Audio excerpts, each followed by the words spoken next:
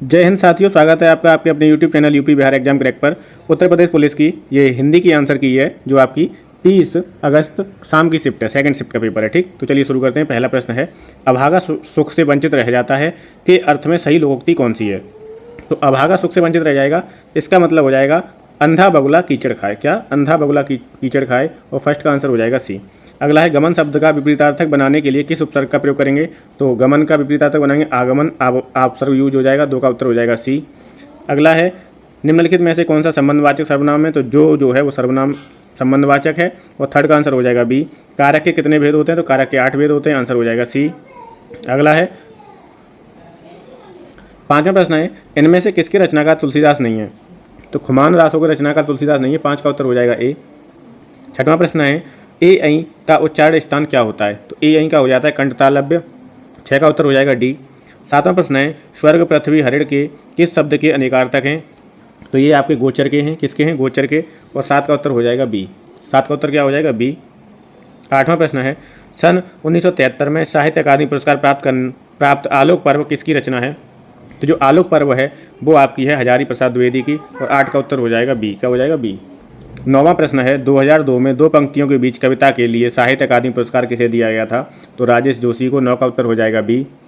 अगला है, स्वर संधि कितने प्रकार के होते हैं? स्वर संधि तो वो होते हैं 5, 10 का उत्तर हो जाएगा ए। 11वां प्रश्न है, वह घर से बाहर गया, इस वाक्य में कौन सा कारक है? तो इसमें अपादान कारक है, 11 का उत्तर हो जाएगा ए। निम्नलिखित में से कौन सा शब्द त्र्यंबक का पर्यायवाची नहीं है? तो त्रिलोक जो है वो त्र्यंबक का पर्यायवाची नहीं है, 12 का उत्तर हो जाएगा बी। क्या हो जाएगा? बी। 13वां प्रश्न है, कौन सा वाक्य शुद्ध है? तो रामचरितमानस जो इकट्ठा लिखा हुआ है यही वाला शुद्ध है। रामचरितमानस एक धार्मिक ग्रंथ है, और 13 का उत्तर हो जाएगा बी। 14वां प्रश्न है, निम्नलिखित में से किस रस का स्थायी भाव क्रोध है? तो रौद्र रस का स्थायी भाव क्रोध होता है, आंसर हो जाएगा डी। अगला है, श्रुति सम भिन्नार्थक शब्द के जोड़े को पहचानिए। तो इसमें भिन्नार्थक हो जाएगा अपेक्षा और उपेक्षा, और 15 का उत्तर हो जाएगा आपका बी। क्या हो जाएगा? 15 का आंसर बी। 16वां प्रश्न है, परीक्षा शब्द निम्नलिखित में से किस वर्ग में आता है? पहले ही बताया था मैंने प्रैक्टिस सेट में, 6 जिसमें आ जाए वो आपका तत्सम में आता है, तो 16 का उत्तर हो जाएगा आपका बी। 16 का उत्तर क्या हो जाएगा? बी हो जाएगा। 17वां प्रश्न है, कर्म वाच्य में प्रधान होता है। तो कर्म वाच्य में प्रधान क्या होगा? इसमें कर्ता प्रधान हो जाएगा, ठीक, और 17 का उत्तर हो जाएगा बी। ठीक है, 17 का उत्तर क्या हो जाएगा? बी हो जाएगा, कर्म वाच्य में कर्ता प्रधान। ठीक, अगला है, चंद्रमा तथा ब्राह्मण के लिए एक शब्द है, तो वो द्विज है, और 18 का उत्तर हो जाएगा सी। 19वां प्रश्न है, पंकज में कौन सा समास है? तो पंकज में क्या है? बहुव्रीहि समास है, आंसर हो जाएगा 19 का डी। अगला है, आ बैल मुझे मार, इसका अर्थ क्या होगा? तो इसका अर्थ हो जाएगा जानबूझकर मुसीबत में पड़ना, और 20 का उत्तर हो जाएगा सी। 20 का उत्तर क्या हो जाएगा? सी हो जाएगा। ठीक है, कर्म वाला कर्म वाच्य में प्रधान होता है, तो इसमें इसका मैंने कर्ता बताया था, इसका उत्तर हो जाना चाहिए 17 का डी। कर्म वाच्य में प्रधान होता है, कर्म होता है। ठीक है, 17 का उत्तर क्या हो जाएगा? डी हो जाएगा।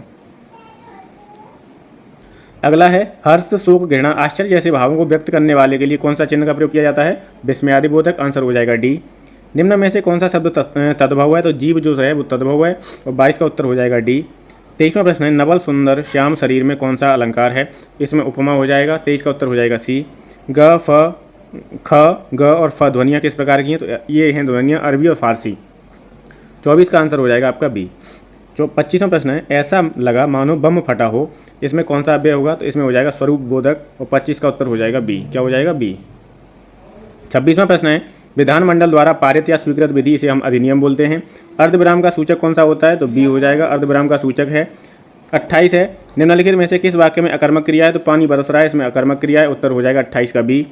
19वां प्रश्न है, सूची और सूची का बताना है। तो सूची का मतलब क्या होता है? सूची का हो जाएगा एक का आपका, एक का तो होता है तालिका, एक का क्या होता है? तालिका, और एक का हो जाता है चाहा हुआ, तो 29 का उत्तर हो जाएगा बी। 29 का करेक्ट आंसर क्या होगा? बी। 30वां प्रश्न है, निम्नलिखित में से एक वाक्य में विशेषण का प्रयोग नहीं हुआ है। तो कौन सा वाक्य है वो है आपका वह विद्यार्थी है, और 30 का उत्तर क्या हो जाएगा? 30 का उत्तर हो जाएगा बी। वह विद्यार्थी है, इसमें विशेषण शब्द का प्रयोग नहीं हुआ है, 30 का आंसर होगा बी। 31 है, अन्या से अनन्या किसकी रचना है? तो ये आपकी प्रभा खेतान की है, 31 का आंसर हो जाएगा ए। और 32 है, अर्घ्य शब्द का समानार्थक शब्द क्या होगा? तो अर्घ्य क्या पूजा में दिया जाता है, ठीक है, सूर्य को दिया जाता है, पूजनीय होता है, 32 का उत्तर हो जाएगा आपका बी।